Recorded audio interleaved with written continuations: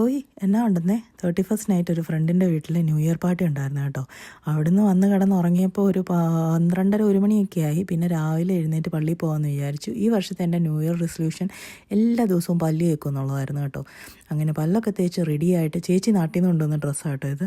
റെഡിയായി ഞങ്ങൾ പള്ളിയിൽ പോകാൻ ഇറങ്ങി. അവിടെ ന്യൂ ഇയർ കുർബാന ഉണ്ടായിരുന്നു കേട്ടോ. പിന്നെ ന്യൂ ഇയറിൻ്റെ പ്രത്യേക പ്രാർത്ഥനയും.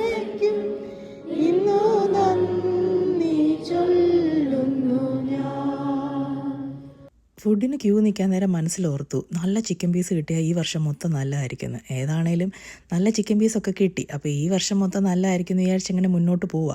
പള്ളിയിൽ നിന്ന് വരുന്ന വഴിക്ക് വണ്ടിയിലിരുന്ന് ഉറങ്ങി. പിന്നെ ഉറക്കപ്പിച്ചായിരുന്നു. അത് കഴിഞ്ഞ് വീട്ടിൽ വന്ന് വീണ്ടും കയറി കിടന്ന് ഉറങ്ങി. ഒരു 5:30 മണിയൊക്കെ ആയി കേട്ടോ എഴുന്നേറ്റപ്പോൾ.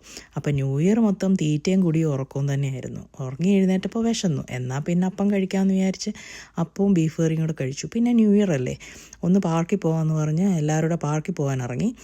പോയപ്പോഴോ ആർക്കും വെളിയിൽ ഇറങ്ങണ്ട, തണുപ്പാണ് പോലും. പിന്നെ വണ്ടി പാർക്കിൻ്റെ സൈഡിൽ പാർക്കിങ്ങിലിട്ടിട്ട് അവിടോട്ട് പോകുന്ന ആൾക്കാരെ നോക്കിയിരുന്നു. എന്താല്ലേ, പിന്നെ മാക്ഡി പോകാമെന്ന് ഒരു വശം, വേണ്ടാന്ന് അടുത്ത വശം. ഏതാണേലും വഴക്കിനിടയ്ക്ക് മാക്ഡി കയറി. പിന്നെ ഇത് ഓർഡർ ചെയ്യാനുള്ള വഴക്ക് പടിയായിരുന്നു. എവിടെ പോയാലും ഈ വഴക്ക് പടിയും കഴിഞ്ഞിട്ട് ബാക്കി കാര്യമുള്ളത് ന്യൂ ഇയർ ആയാലും ഇയർ എൻഡ് ആയാണെങ്കിലും. അപ്പോൾ പിന്നെ ഞങ്ങൾ അവിടെ ഇങ്ങനെ കുറച്ച് നേരം വെയിറ്റ് ചെയ്തിരുന്ന് അപ്പനും മോളൂടെ ഏതാണ്ടൊക്കെ ഓർഡർ ചെയ്തിട്ട് വരുന്നുണ്ട്. പിന്നെ വീട്ടിലെത്തി. എന്നാൽ പിന്നെ ക്രിസ്മസിൻ്റെ ഐറ്റംസ് എല്ലാം എടുത്തു വെക്കാമെന്ന് വിചാരിച്ചു.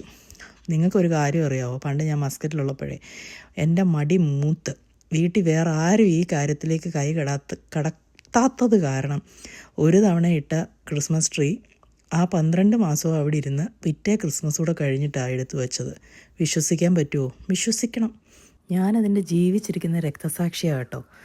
പിന്നെ ഒരു മൂവി കാണുന്നതിനിടയ്ക്കാണ് ഇത് ചെയ്തതെന്ന് ഞാൻ മുന്നേ പറഞ്ഞോ, ഞാൻ ഓർക്കുന്നില്ല. എക്കോ മൂവി കണ്ടുകൊണ്ടിരിക്കുന്നതിനിടയ്ക്കാണ് ഇത് ചെയ്തത്.